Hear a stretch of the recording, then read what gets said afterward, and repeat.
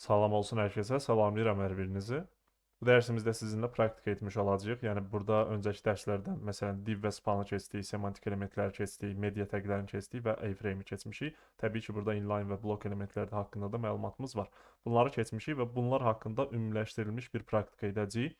Və təbii ki, burada əsas məsələlərdən biri layihəni yazdığımız zaman, HTML strukturunu qurduğumuz zaman biz nələrə diqqət etməliyik? CSS-i düşünüb yazmalıyıq, belə deyək də, HTML strukturunu, yoxsa SEO tərəfini düşünməliyik. Təbii ki, SEO haqqında hələ danışmamışıq sizinlə, 1-2 dərs sonra danışacağıq. Amma ümumilikdə qeyd etdiyim kimi SEO-nun əhəmiyyəti burada belə deyək də harda daha doğrusu özünü göstərir. Yəni veb saytımızın önə çıxması və s. Təbii ki, burada meta taglərinin önəmi var. Qeyd etdiyim kimi 1-2 dərs sonra onlar haqqında danışacağıq. Və burada da təbii ki, öncəki bölmələrdən burada məsələn forumlardır. Forumların da praktikasını etmişik. Daha öncəki dərslərində praktikasını etmişik.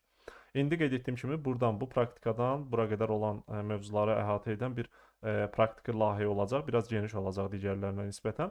Və burada media taglərindən demək olar ki, istifadə etməyəcəyik, amma istifadə edə bilərsiniz. Yəni video yüklənməsi və yaxud da ki, video göstərilməsi daha doğrusu və yaxud da ki, hər hansı bir səsin göstərilməsi ekranda idarə olunması təbii ki. Onu etməyəcəm, amma A-frame ilə və s. digərlərindən çox-çox istifadə edəcəyik. Əsas məsələ burada semantik elementlərin istifadəsi ilə tanış olmuş olacağıq.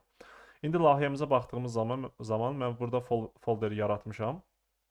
Deməli və folder altında index.html var, açmışam bunu və burada belə bir şəkil var. Bu şəkli izah eləyəcəm, heç narahat olmuyor. İndi Ctrl B ilə sol tərəfi bağlayaq buradan. Baxın, ilk öncə baxaq biz nə yazacağıq, hansı layihəni işləyəcəyik. Bunu da biraz sol tərəfə gətirək ki, kamera bağlamasın. Bura baxdığımız zaman mən səhifəni belə bölüşdürdüm. Yəni burada portfolioya bənzər bir veb sayt hazırlayacağıq HTML strukturu ilə portfolio saytının belə deyək də daha doğrusu HTML elementləri ilə portfolio saytının strukturunu qurmuş olacağıq. Baxdığımız zaman biz burada nəyi görə bilərik? Fikir versəz əgər burada başlıq hissəsi var, bunu header-la yazacağıq və təbii ki, yazdıqca görəcəksiniz.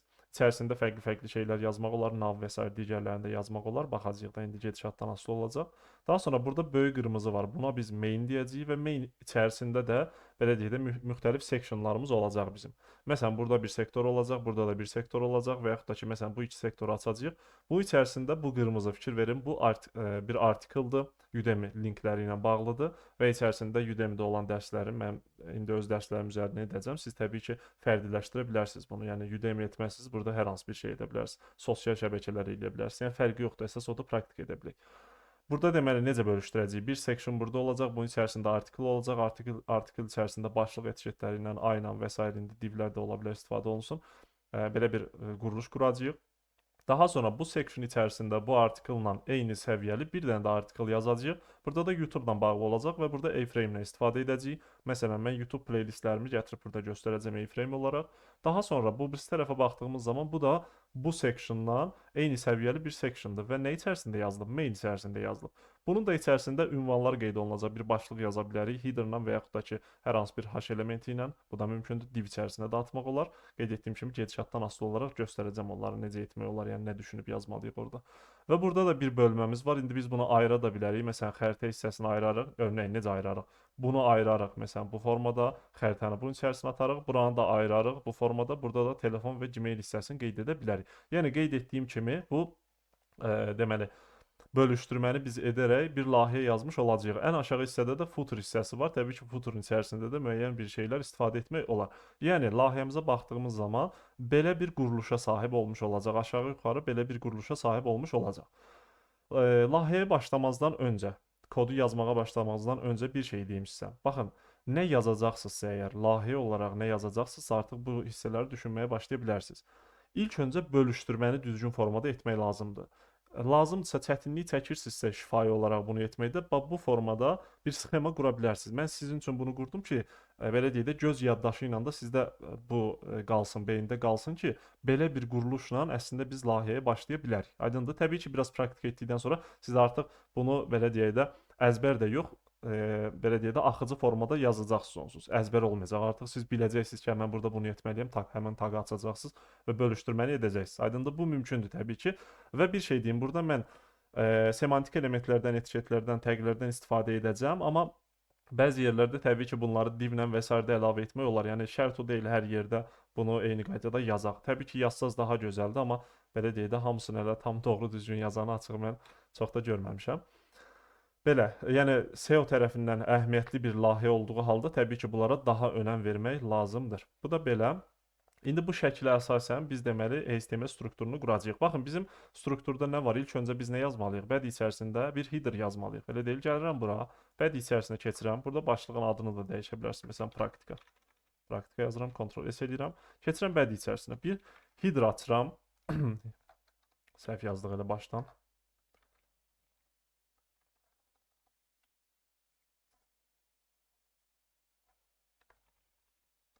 Header açıram. Məsələn, bunun içərisində H1 ilə yazıram.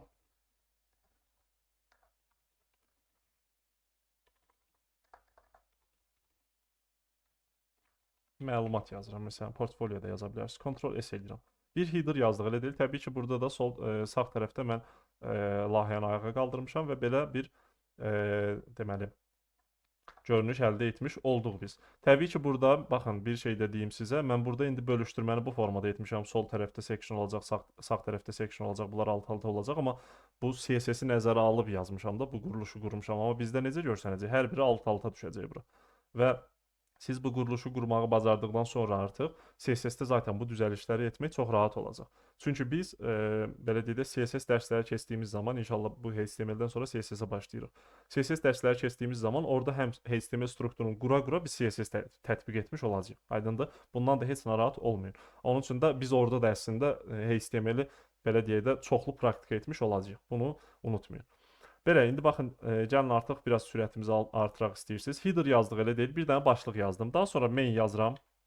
Main içərisində nə olacaq? Biz dedik ki, baxın, bu qırmızı, bu böyük kvadrat demək düzbucağının içərisində sectionlar aça bilərik. Bu bir section olar, bu da bir section olar. Hə, bunu belə də yazmaq olar. Baxın, o da mümkündür. Buna bir article kimi baxarıq, buna da bir article kimi baxarıq. İçərisindəkiləri də nəm article kimi və ya section kimi baxarıq. Fərqli-fərqli yanaşmalar mümkündür. O da düzgündür, amma mən belə daha düzgün olduğunu düşünürəm. Buna section kimi baxaq, buna da section kimi baxaq və bunun içərisindəkilərə isə article kimi baxaq. Aydındır? İndi gəlirəm bura. Bir section açıram burada və bunun içərisində nə olacaq? Baxın, deməli bir dənə burada article olacaq, bir dənə də burada article olacaq. Ona görə 2 dənə article açacağıq. Keçirəm bunun içərisinə. Article açıram. Article içərisində nə yazacağıq bəs? Baxın, burada bir başlıq olacaq. Deməli Udemy linkləri olacaq. Məsələn, bunu nə yazmaq olar? H3 ilə gəlin yazaq. Udemy linkləri. Ctrl Enter vurub keçirəm aşağı. Bunu yazdıqda artıq Udemy linklərini elə deyil. Bunun altında aynən yaza bilərik. Məsələn, link verəcəyik və yaxud da ki, məsələn, nə edə bilərsiniz? Biz şəkli linkə çevirməyi, daha doğrusu şəkli klik oluna bilən etməyi bilirik artıq. Elə deyil. A içərisində və s. yazılma, bunlar haqqında danışmışıq. Nə edə bilərsiniz? Hər hansı bir şəkil yazarsınız, URL-i şəklə verərsiniz. Şəklə dediyim təbii ki, A təqindən istifadə edirsiniz də oradan. Yəni, onu öncəki dərslərdə göstərmişəm sizə. Onu da etmək olar. Mən sadəcə link yazacağam. Aydındır? Onun üçün də keçirəm aşağı bir dənə A yazıram bura. Buna link verəcəyim. Məsələn, JavaScript kursu yazıram bura. İndi təbii ki, bunun href hissəsinə düzəlişlər etmiş olacaq. Ctrl S edirəm. Baxın, burada nə etmək olardı? Onu deyim sizə. Örneğin mən bilirsiniz, HTML strukturunu qurmaq bir tərəfdən SEO tərəfdən baxmağa başa düşdük. Bu ayrı tərəfidir. Bir də CSS tərəfdən baxmaq lazımdır mövzuya. Örneğin mən istəyirəmsə bunu arxa planını fərqli rəng edim və onun içərisində yazı və s. yazım. Onda biz bunu da div ata bilərdik. Baxın, belə bir şey yaza bilərdik. Ctrl X edirəm, div yazardıq, bunun içərisində bunu yazar. Bu da mümkündür. Aydındır? Yanlış deyil. Yəni artıq təqib bilirsiniz nə zaman istifadə olunur. Ona heç bir class ID özəlliyi verməyək, CSS özəlliyi və s. verməyək. Onda o artıq istifadə sayılmış olur. Okay? Amma qeyd etdiyim kimi siz bu formada da edə bilərsiniz. Məsələn, burada şəkil yazacaqsınız, elə deyil. Məsələn deyirəm, şəkil etsəz əgər bunu div içərisinə atarsınız, bunun içərisində anı yazarsınız, anın içərisində image açarsınız, bu formada yaza bilərsiniz. Yəni divdən də istifadə etmək mümkündür, onu demək istəyirəm. Okay? Yəni bu əzbərə getmək lazım deyil, mənasını başa düşmək lazımdır. Mən yazdıqca sizə bu şeyləri də izah edəcəm ki, müstəqil işləyə biləsiniz. Yoxsa mənim burada yazdıqlarımı kopya etməklə deyil, fərqli formatlar yazmağa çalışın sizdə. Belə, bunu yazdıq. İndi gəlin bunun link hissəsinə baxaq. Ctrl S edirəm bunu, baxırıq bura. Təbii ki, qeyd etdiyim kimi alt-alta düşəcək bunlar. Keçirəm bura, Udemy yazıram bura. Elə mənim birbaşa JavaScript kursumu aparacaq. Baxın, linki zaten burada gəldi. Endirimdədir bu arada. Bu məlumatı da sizə çatdırım. Burada görürsünüz. Baxın, bu linki buradan Ctrl-C eləyirəm. Hamısını belə vurub, Ctrl-A eləyib, Ctrl-C də eləyə bilərsiniz. Bu linki götürdüm, gətirirəm bunun Ref hissəsinə verirəm. Ctrl V edirəm, Ctrl S edirəm. İndi gəlirik. Bura baxdığımız zaman bunu artıq bağlayıram. Buna klik etdiyimiz zaman olduğumuz səhifədə fikir verin, həmən yerə apardı. İndi mən istəyirəm ki, olduğumuz səhifədə olmasın. Belə deyək də digər səhifədə açılsın. Onun üçün target özəlliyinə nə? Blank desə əgər digər səhifədə açılmış olacaq. Baxın. Bunun üzərində kontrol falan basmadan sadəcə klik edirəm, digər səhifədə açır. Bunu da keçmişik sizinlə. Deməli bu Udemy haqqında. İndi daha sonra məsələn digərləri olsaydı, örnəyin deyirəm. Baxın, düşünün ki, bu kursdan düşünün ki, bir dənə də var. Biz qruplaşdırma edə bilərdik. Baxın, bunu bir div içərisinə atardıq. Deyərdik ki, bu artiklın başlıq hissəsidir. Örnəyin. Header və s. də yazmaq mümkündür. Yəni dediyim kimi onları araşdırmaq lazımdır. Mən çalışıram ki, hamısından istifadə edərək sizə bir praktika örnəyi göstərim. Sonra bunu da bir divə atardıq. Örnəyin dediyim kimi baxın bundan Ctrl-C edirəm. Düşünün ki, bir dənə də var burada. Bunları da bir divə atardıq. Həm siyahı ilə yazardıq, nə iləsə yazmaq olardı. Aydındır, o da mümkündür. Ctrl-S edirəm. Hələ ki bir dənə burada kifayət edəcək. Bu qaldı burada, elə deyil. Keçirəm bura baxıram. Deməli biz artıq buranı işlədik. Fikir verin, bu artikel hissəsini yazmış olduq. İndi keçirik bu section içərisində elə digər artikeli yazmağa. YouTube üçün elə deyil. Onun üçün gəlirəm bura, baxın. Bu section içərisində artikel burdadır, elə deyil. Bu artikeldən kənara çıxıram. Yəni bununla eyni səviyyəli olmalıdır, elə deyil. Baxın, şəkildən bu koda vizual olaraq köçürməni bacarın. Onu etsəz əmin olun ki, 4-5 addım birbaşa irəliləmiş olacaqsınız. Baxın, şəkildə göstərirəm. Deyirəm ki, burada bir sectionımız var. Bunun içərisində bir artikel var. Bu artikel da fikir verin yuxarıdakı artikella eyni səviyyəlidir. Amma bu section içərisindədir. Yəni biz bu section içərisində bu artikella eyni səviyyəli yazmalıyıq. Yəni bundan eyni səviyyədə olmalıdır. Məsələn, mən gəlib section kənarında yazsam düz olmayacaq artıq o. Yəni bu quruluşu qurmaq istəyiriksə, gəlib bu section kənarında yazsam bu sanki çöldə olmuş olacaq. Aydındır? Onun üçün də bu section içərisində elə yazacağam nəyi? Artikel yazacağam yenə bu formada. İndi bu artikel içərisində də deməli H3 ilə yazıram məsələn. Linkləri, playlistləri və s. yazmaq olar. Qeyd etdiyim kimi burada divdən və s. də istifadə etmək olar. İndi bura baxdığımız zaman görürük ki, A-frame var burada. Baxın, A-frame var burada. Bir dənə də A-frame, iki dənə A-frame olacaq burada. Onda bunu biz nə? Gəlin burada divlə yazaq hətta. Baxın, Ctrl-X edirəm, div yazıram bura. Bunun içərisinə bunu yazdım. Hətta burada P yazaq. Kurslar haqqında məlumat. Belə bir şey yazıram, bölüşdürmə etmək üçün. Baxın, artikel içərisində divlə bölüşdürmə etdim mən. Section və s. də yazmaq olardı. Artikelin öz içərisində sectionlar da yazmaq olar. Sonra gəlirəm bura bir dənə də div yazıram. Bu divin içərisində artıq mənim bu A-frame'lərim olacaq. Və bu divin içərisində artıq bu A-frame'lərin özlərini də bir div olaraq yaza bilərik. Örnəyin, bu div içərisində A-frame açaram bu formada. Bura verərəm həmən məlumatları. Daha sonra bir dənə də div açaram aşağıda eyni məlumatı eləyərəm. İndi mən sadəcə A-frame'ləri yazacağam, amma dediyim kimi bir dənə də div atmaq olar. Yəni bu birisi nədən asılıdır? CSS vermə özəlliyinə. Yəni necə bir CSS verəcəksə ona uyğun bu quruluşu qurmalıyıq biz. Onun üçün gəlirəm bura A-frame yazıram, SRC istəyirəm mən, elə deyil. Bu from border və s. buranı silirəm, təmizləyirəm. Zaten bunlar haqqında danışmışıq. İndi SRC hissəsinə biz əslində bunu yazmağa ehtiyac yoxdur, çünki YouTube bizə özü verəcək onu. YouTube-a keçirəm, baxın. Elə birbaşa kanala apardım. Bura keçirik, buradan playlist hissəsinə keçirik. Məsələn, örnəyin birinci HTML dərslərini götürək. Baxın, burada biz playlistin linkini götürmək üçün bura klik edirik. Bura klik etdikdən sonra bunu da X verək. Burada paylaşın hissəsi var. Buna vururam və burada embed hissəsi vardı. Buna vururduq. Burada A-frame'imiz var. Buradan kopya eləyə bilərik. Hamısını seçə bilərsiniz və ya aşağıda kamera bağlayırsa, indi siz baxsaz görəcəksiniz. Kopya etdim bunu və gəlirik hara? Səhifəmizə. Keçirik bura SRC hissəsinə yox. Təbii ki, bura birbaşa yapışdıracağıq. Çünki bu özü də A-frame'dir. Belə deyil. Onun üçün bura yapışdırdıq. Bu belə. Daha sonra aşağıda da bir dənə yazacağıq. İndi gəlin buna baxaq, görək elə necə düşdü. Baxın, bu formada düşdü. HTML dərsləri bura düşdü. Elə deyil. İndi gəlirik, nə edəcəyik? İkincini gətirməliyik. İkinci A-frame'i gətirməliyik. Onun üçün də keçirəm bura. Buna X verirəm. Qayıdıram geriyə. Məsələn, JavaScript dərslərini götürək bu dəfə də. Buna da X verək. Buradan da gəlin JavaScript dərslərini götürək. Buradan deməli vururam bunun üzərinə, klik edirəm bura. Keçirik bura. Buradan paylaş hissəsinə vururuq. Embed hissəsinə vururuq və kopya edərək bunu götürürəm buradan. Ctrl-X edirəm, bağlayıram. Keçirik hara? Bura. Və burada da A-frame olaraq yapışdırıram bura. Ctrl-S edirəm. Artıq biz bu quruluşu da qurduq. Fikir verin. Div içərisində yazdıq, bir dənə iframe, bir dənə də iframe. Baxın, bu divlərə nə içərisində yazmışıq biz? Baxın, bu divlə bu div eyni səviyyəli sayılır. Bu xətlərdən də görürsənіз, eyni səviyyəli sayılır. Harda yerləşib? Article içərisində. Fikir verin, article içərisində yerləşib. Və bu article özü də bu section içərisində yerləşib. Fikir verin, buradan bura qədər olan hissədə yerləşib. Xəttdən ümid edirəm görürsüz. Bu section içərisindədir. Yəni biz nəyi yazdıq? Baxın, bu quruluşu qurduq, main-i yazmışıq, bir dənə section açdıq, onun içərisində article yazdıq, başlığı yazdıq, daha sonra linki verdik, daha sonra aşağı düşərək bir dənə də burada nə açdıq? Article açdıq və ona başlıq verdik. Bunu divlə yazdıq. Fərqli olması üçün bu formada göstərdim. Özümüzdən bir açıqlama mətni də əlavə etdik page içərisində və 2 dənə də iframe yazdıq bunun içərisində. Aydındır? Deməli bu sectionımız artıq hazırdır. İndi keçirik digər sectiona. Bu main içərisində digər sectiona keçmiş olacağıq. Onun üçün nə edəcəyik? Baxın. Ctrl S eləyirəm, gəlin bir dənə səhifəmizə baxaq. Baxın, səhifəmizə baxdığımız zaman bu formada gəldi bizim üçün. Elə deyil, iframe'lərinə gəldi. Klik eləyirəm, bu video bizim üçün başlayır, irəliləməyə başlayır. Refresh eləyib bu formada görsənsin. İndi nə edəcəyik? Digər sectionları yazmalıyıq, elə deyil. Bunu yazmalıyıq da. Onun üçün də harda yazmalıyıq? Baxın, diqqət eləyin. Main içərisində elə deyil, bu sectionda, main içərisində. Bu sectiondan eyni səviyyədə olmalıdır. Artıq çıxırıq bunun kənarına, bu sectiondan eyni səviyyədə. Hətta bu sectionu buradan bağlaya da bilərsiniz. Baxın, bunun üzərinə vururam, sol tərəfə gəlin, burada backtick var. Buna klik eləsəz bu section bağlanacaq. Yəni gəlirəm bundan eyni səviyyəli artıq bir dənə də section açıram. Bunu bağlayın ki, fikriniz qarışmasın. Rahat görsənsin sizə. Bunun içərisində nə yazmalıyıq? Məsələn, ünvan və əlaqələr yazısı olmalıdır burada. Bunu yazmaq üçün də gəlin məsələn, H3-dən istifadə edək, elə gəlin burada. H3 yazıram bura. H2 yazdıq, H3 edək bunu. Örneğin, məsələn, ünvan və əlaqələr. Elə deyil, bu formada yazdıq.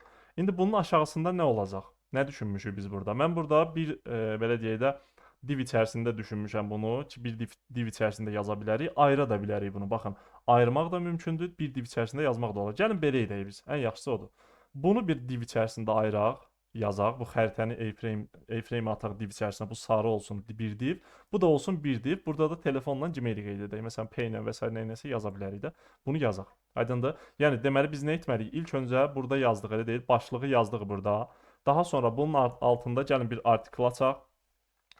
Bu formada article açaq. Hətta article-la yazmayaq. Yuxarıda article-la yazdıq deyə gəlin bunu divlə yazaq. Divin istifadəsini də görək də. Burada gördük söz yox, amma burada biraz da istifadə edək. Divlə yazıram və bunun içərisində 2 dənə də div açacağam. Bir dənə div bunun üçün, bir dənə div bunun üçün. Elə deyil, qruplaşdırıram da. Bir dənə div burada açıram. Bunun içərisində A-frame olacaq. Yəni nə olacaq? Məsələn, gəlin belə bir şey eləyək. Burada gəlin H3 yazıram. H2 yazaq ya da xəritə yazaq. Xəritə yazıram, Ctrl S edirəm. Bunun içərisinə gəlin A-frame-i gətirək. Baxın, keçirəm bura, Google Maps yazıram. Daxil oluruq bura. Artıq biz bunları bilirik də, ünvan götürməyə. Məsələn, buradan haran ünvan götürmək olar? Baxaq bir dənə. Örneğin, Nizami məsələn var burada. Elmlər Akademiyası, Yasamal, Dağ havası, Yasamal. Gəlin burada elmlərdə bir yerə götürək. Məsələn, Hüseyin Cavid Parkını götürək buranı. Vururam üzərinə. Baxın, klik elədim. Bizə sol tərəfdə tab açılmalıdır bunu təqdim etmək üçün. Ya da hər hansı bir yazı üzərinə Elmlər Akademiyasından da vurmaq olar. Bura vururam. Sol tərəfdə açıldı, elə deyil. Buradan deməli hissəsinə vururuq. Və nə gələcək bizim üçün? Embed, mmap. Bura vururuq, kopya eləyirik HTML-i. Bunu götürdük, baxın, buradan kopya eləyirsiniz. X verdim, bunu bağladım buradan. Keçirəm bura. Və bura A-frame olaraq birbaşa yapışdıracağım. Ctrl S eləyirəm. Baxın, bu formada. İndi sağ tərəfə keçid edib baxdığımız zaman xəritə də bizim üçün gəldi bura. Fikir verin, xəritə də gəldi artıq bura. Görsəndə Ctrl-la sağa sola etmək mümkündür. Yəni belə eləmək olar. Daha sonra baxaq bir dənə bura. Xəritəni yazdıq div içərisində. İndi bir dənə də div açırıq. Baxın, o divi harda açacağıq? Bu divlə eyni səviyyədə. Bu divlə eyni səviyyədə açacağıq. Burada yəni div yazıram. Örneğin bunu da H4 ilə yazaq. Məsələn, telefon yazıram bura. Hətta burada gəlin spanla istifadə edək. Span yazıram. Telefon yazıram. Strong da yaza bilərsiniz qalın görsənməsi üçün. Boşluq qoyuram bura. Məsələn, örneğin plus 994 indi 000 yazıram. Kiminsə nömrəsi olmasın da bu belə deyil. Sonra H4 yazıram yenə bura. Bu formada bunu da içərisində məsələn bunu da gəlin strongla yazaq. Yəni fərqli yazılışları göstərmək istəyirəm. Strongla yazaq. Buna da deyək məsələn Gmail. Hətta ikisini də strongla yazsaq daha yaxşı olar. Çünki biri elə düşəcək, biri belə. Məsələn burada da @gmail.com rc group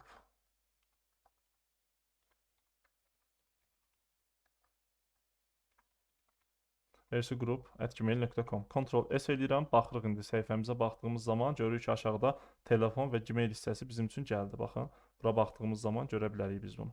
Aydındır. İkisi də eyni düşdü. Niyə görə? Çünki biz H4 içərisində yazdıq ona görə. Yəni burada da sadəcə gəlin bunu da spana çevirək.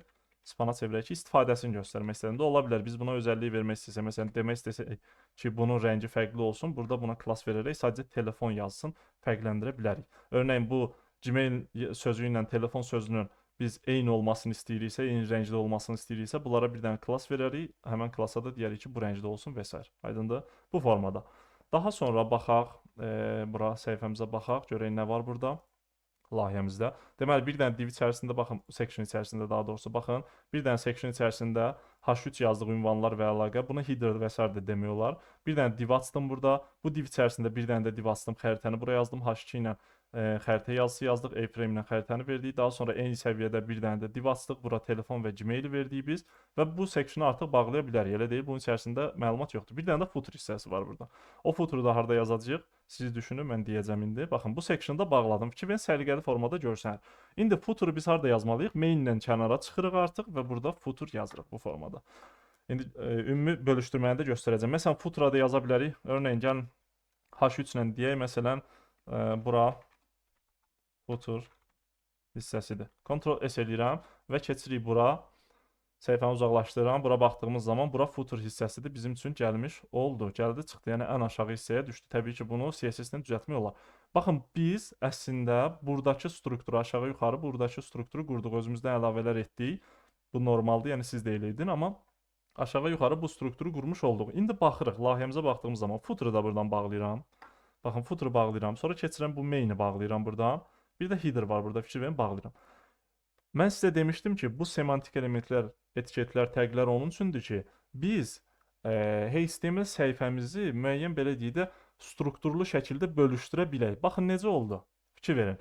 Ümumi, lap ümumiyə baxdığımız zaman head var burada, elə deyil, head var. HTML var, təbii ki, onun içərisindədir hamısı. Head var burada, baxın, bir head var, bir də nə var? Body var. İki dənə belə deyək də əsas təqdən ibarətdir deyə bilərik HTML təqi. Sonra bu head içərisində təbii ki, müəyyən kodlar var. Bunlar haqqında danışacağıq bir neçə dərs sonra. Bir də body var. İndi body içərisini biz sistematik formada bölmək üçün bu semantik elementlərdən istifadə etdik. Örneğin, header hissəni, başlıq və s. hissələri burada yazdıq. Bunun içərisində məsələn, nav açaraq linklər yaza bilərsiniz. A yazarsınız, məsələn, home tabına get, hara get, bura get. Bunları yazmaq olar. Aydındır, buradan nav və s. açmaq mümkündür. Daha sonra main içərisində belə deyək də əsas gövdə hissəni yazdıq. Bu body özü gövdədir zaten HTML səhifələri üçün. Amma main-də sanki onun da gövdəsidir. Belə başa düşmək olar. Daha sonra footer hissə, ayaq hissə, sonluq hissə. Bunu da bu formada yazdıq. Aydındır, section-dan istifadə etdik. Məsələn, aside-dən istifadə etmədik burada. Article-dan istifadə etdik. Nav-dan istifadə etmədik, edə bilərsiniz. Yəni təqlər yaza bilərsiniz. Bunun içərisində divə bölün. Məsələn, bir div içərisində nav yazın. Orada müəyyən bir şeylər yazın. Aydındır, bunlar mümkündür. Və nəticədə biz qeyd etdiyim kimi aşağı yuxarı bu strukturu bu formada qura bildik. Aydındır, burada qura bildik. İndi hərf səhvləri və s. olsa uşaqlar, onları siz artıq belə deyək də özünüz düzəldin. Mən onlara çox fikir vermirəm. Əsas dərsi izah etməyə fokuslanıram. Belə, yəni burada A-frame ilə və s. də istifadə etdiyi, bunlardan da istifadə etdiyi. Burada sağ düymə edib inspect eləyə bilərsiniz, araşdıra da bilərsiniz. Baxın, inspect eləyin buradan. Keçid edirəm bura. Fikir verin, bizim HTML quruluşumuz buradadır. Main var burada. Main içərisinə baxanda section göstərir. Burada haraları baxın. Birinci section haranı əhatə edir? Yuxarıdan bura qədər. Amma header hissəsini əhatə eləmir. Baxın, header ayrıdır orada. Header hissəsi oradır. Section buradır. Daha sonra bu section var burada. Baxın, aşağı hissə. Bu sectionda fikir verin.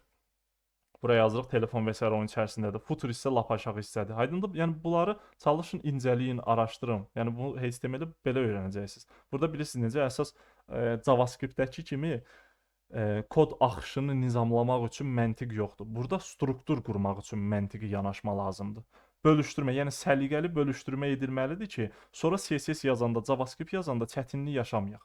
Aydındır, mütləq şəkildə bunu bilmək lazımdır və qeyd etdiyim kimi bu formada səliqəli şəkildə layihələri bölmək olar. Təbii ki, bu son deyil, yəni biz yenə praktika edəcəyik və orada da bu praktikalar haqqında danışacağıq və CSS dərsləri də inşallah bir neçə günə başlayır və CSS dərslərində də zaten biz HTML strukturunu yaza-yaza CSS tətbiq etmiş olacağıq. Orada həm HTML-i, həm də CSS-i praktik etmiş olacağıq. Aydındır? Çalışın siz də öz əlavələrinizi edin bura. Footer yazmısınız, məsələn, main içərisinə bir dənə də section əlavə edin və s. bir şeylər əlavə edin. Aydındır? İndi bir şey dediyim, ondan sonra yekunlaşdırıram. Məsələn, bu sectiondan bu sectionu yazmışıq burada, elə deyil. Bunların özünü də bir section atmaq olar və yaxud da ki, məsələn, Ctrl-X eləyərək bir dənə artikel yazaraq onun içərisinə bunları atarıq. O da mümkündür. Yəni bilirsiniz, bu qeyd etdiyim kimi layihədən asılıdır. Bir də ki, necə bir CSS tətbiq edəcəyik? Məsələ odur. Haranın necə olmasını istəyiriksə, ona uyğun bir struktur qurmuş olacaq. Təbii ki, burada qeyd etdiyim kimi bu semantik etiketlərdə düzgün formada istifadə etmək lazımdır. Da gəlin məsələn main header içərisində, footer main içərisində, nə bilim section içərisində footer belə şeylər yazmayın, çalışın. Aydındır? Çünki bunlar belə deyək də əsas komponentlərdir. Onların içərisində təbii ki, fərqliliklər etmək mümkündür. Bu dərsimiz bu qədər. Bu dərsimizdə qeyd etdiyim kimi praktika etdik, keçirilən mövzuları praktika etmiş olduq. Bir sonraki dərsdə fərqli mövzu ilə davam etmiş olacağıq. Növbəti dərsdə görüşək.